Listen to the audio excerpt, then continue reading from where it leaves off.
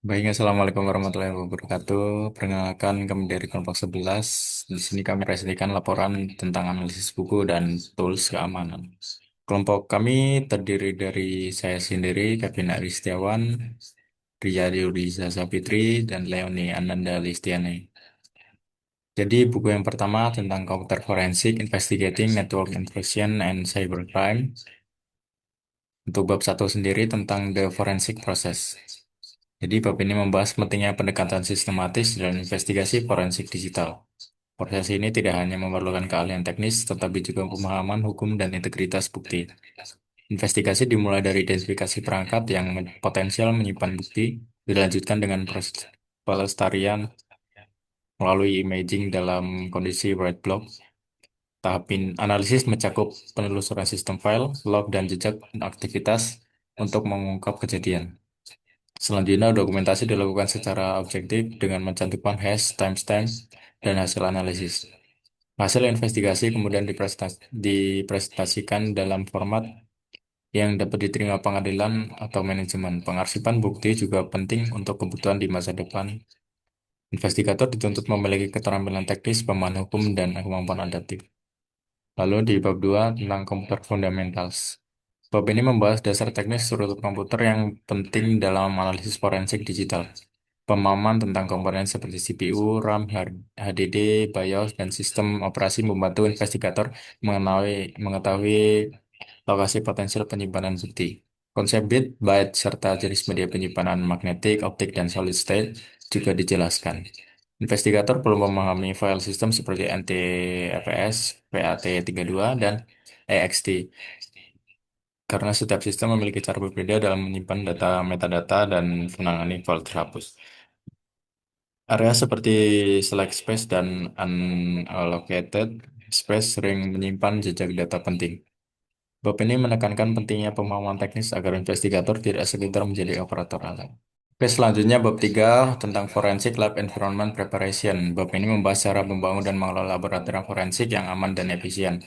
Keamanan fisik dan logis sangat penting karena lab mengenangani bukti digital bernilai hukum. Investigator perlu workstation khusus dengan write blocker, perangkat imaging, dan penyimpanan besar. Perangkat keras seperti Tableau dan Boa Tech digunakan untuk imaging tanpa mengubah data asli. Sementara software seperti FTK Imager, Ncase, dan X-Ray mendukung analisis lanjutan. Flyway Kit peralatan portable untuk investigasi lapangan juga dibahas. Selain itu, manajemen kasus harus terdokumentasi rapi untuk menjaga integritas penyelidikan. Baik, selanjutnya bab 4, Forensically Sound Evidence Collection. Bab ini menjelaskan prosedur sah dalam pengumpulan bukti digital agar dapat dipertanggungjawabkan di pengadilan. Proses dimulai dengan mematikan sistem target jika memungkinkan, melepas drive, lalu melakukan imaging menggunakan write blocker dan tools seperti DD, Ncase, atau FTK Imager.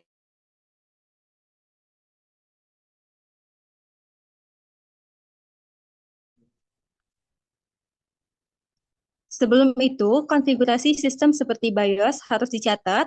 Setelah image dibuat, hash nilai dicatat untuk memastikan integritas. Semua bukti diberi label jelas dan didokumentasikan dalam form chain of custody. Kesalahan seperti booting tanpa write blocker atau memakai alat tidak terpercaya bisa merusak keabsahan bukti. Prosedur juga mencakup media lain seperti kartu memori, optical disk, sehingga sistem cloud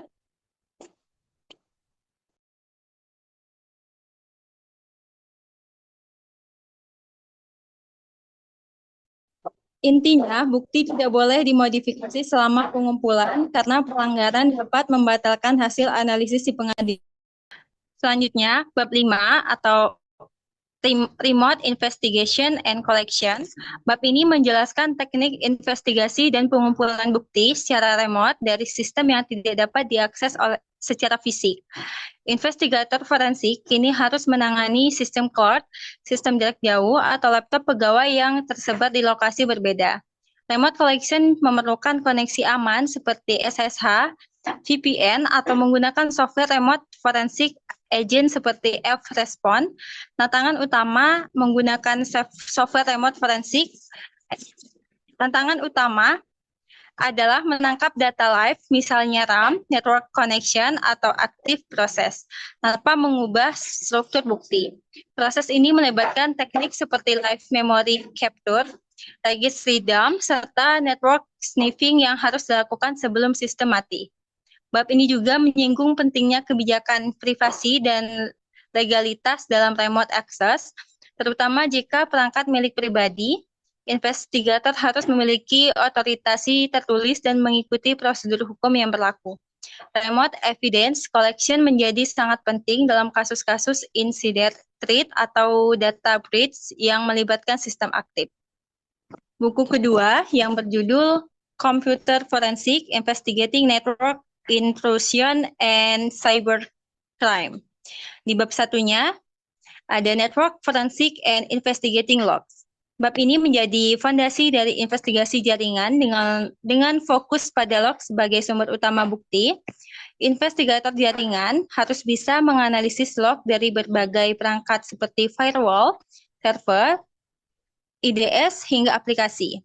Log memberikan jejak waktu dan aktivitas yang bisa mengarah pada pelaku atau metode serangan. Ditekankan pentingnya waktu sistem sinkron melalui protokol NTP agar semua log memiliki acuan waktu yang tepat. Tools yang digunakan antara lain Microsoft Log Parser, Kiwi Syslog Daemon, dan GFI Event Manager. Analisis log tidak hanya terbatas pada satu sumber, namun memerlukan korelasi multilog untuk merekonstruksi peristiwa secara menyeluruh. Log dapat mengungkap permintaan ilegal, login mencurigakan, hingga payload malware yang tersembunyi dalam permintaan HTTP. Validitas log harus dijaga, dan investigator harus bisa mendeteksi jika ada upaya pemalsuan atau manipulasi data log oleh penyerang. Pengetahuan tentang format log, timestamp, dan ID sesi sangat diperlukan. Selanjutnya, pada bab 2 ada Investigating Network Traffic. Bab ini membahas proses investigasi terhadap lalu lintas jaringan, dari perencanaan hingga analisis data real-time. Investigator harus menguasai protokol dasar, TCP/IP, UDP atau ICMP, dan memahami struktur oscillator. Tools seperti Wireshark dan TCP/DAM menjadi alat utama untuk menangkap dan menganalisis paket data.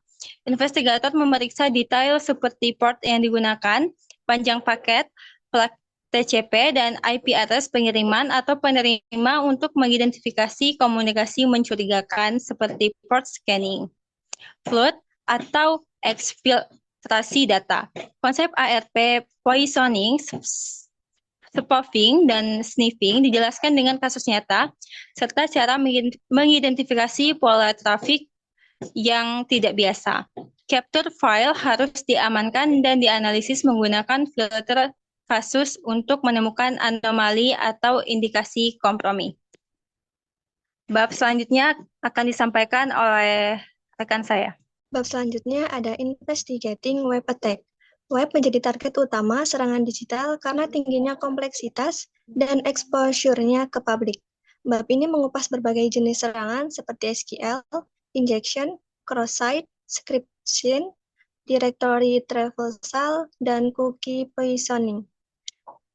Investigator harus memahami bagaimana HTTPS request bekerja, parameter GIT atau POST, serta log dari server seperti Apache dan IIS, tool seperti Paros Proxy, XSSMe, dan Burn Suite digunakan untuk merekrutasi serangan dan menelusuri payload.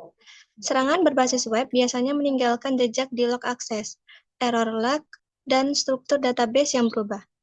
Investigator juga perlu memahami bahasa scripting seperti JavaScript atau PHP untuk menelusuri exploit, pengetahuan dasar keamanan aplikasi web, seperti sanititas input, pengaturan permission, dan validitas server sangat penting dalam analisis forensik web. Bab selanjutnya ada router forensik. Bab ini mengupas investigasi terhadap router, yaitu perangkat yang menjadi pintu lalu lintas data antara jaringan. Serangan pada router bisa berupa hijacking, max spoofing, atau DOS terhadap table routing. Investigator harus memeriksa konfigurasi router, firmware logs, NAT translation table, dan ACL. Tools seperti router, audit tool, dan link logger dapat digunakan untuk melihat perubahan mendadak dalam table routing atau adanya alamat IP asing. Router seringkali menjadi tempat penyembunyian serangan karena jaringan diaudit. Investigasi yang baik harus mencakup log SNMP, konfigurasi BGP, dan jejak ARP. Bab ini menunjukkan bahwa perangkat jaringan bukan hanya korban, tetapi juga bisa menjadi sumber bukti penting. Yang terakhir ada investigating DOS attack. DOS dan DDoS adalah jenis serangan yang mencoba membuat layanan tidak tersedia bagi pengguna sah. Bab ini menjelaskan cara menggali serangan ini melalui lonjakan trafik, anomali koneksi, dan konsumsi resource berlebihan. Investigator harus menggunakan log firewall, IDS, NetFlow, dan paket capture untuk mengidentifikasi sumber serangan dan pola distribusinya. Teknik pelacakan seperti paket marking dan traceback digunakan untuk mencari asal lalu lintas jahat. Serangan SYN flood, UDP flood, dan IMC flood menjadi studi kasus utama. Dengan penjelasan tentang bagaimana mengenalinya melalui analisis header paket, investigator juga harus memverifikasi apakah serangan berasal dari botnet global atau hanya dari node lokal. Saya kembalikan ke moderator. Baik, selanjutnya kami sudah mencoba tentang 15 tools dan dipraktikan. Di sini yang pertama ada Nmap, pemindai jaringan untuk menemukan host port dan layanan terbuka.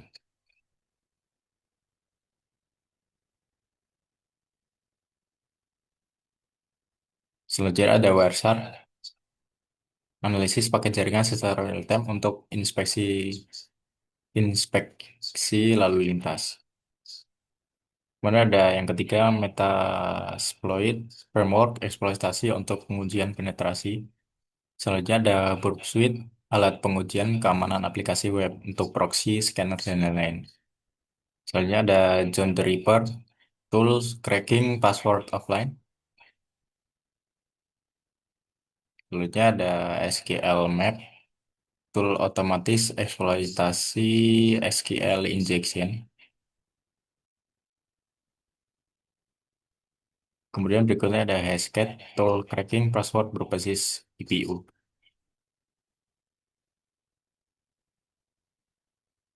Untuk selanjutnya ada Metal LTGO, alat intelijensi untuk dan forensik analisis jejak digital. Selanjutnya ada Netcat, ada Ghidra, ada OpenVAS, ada Nikto, ada WhatsApp,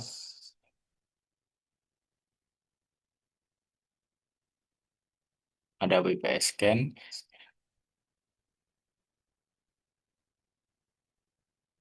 dan yang terakhir ada Yara. Baik, demikian presentasi dari kelompok 11. Kami ucapkan terima kasih.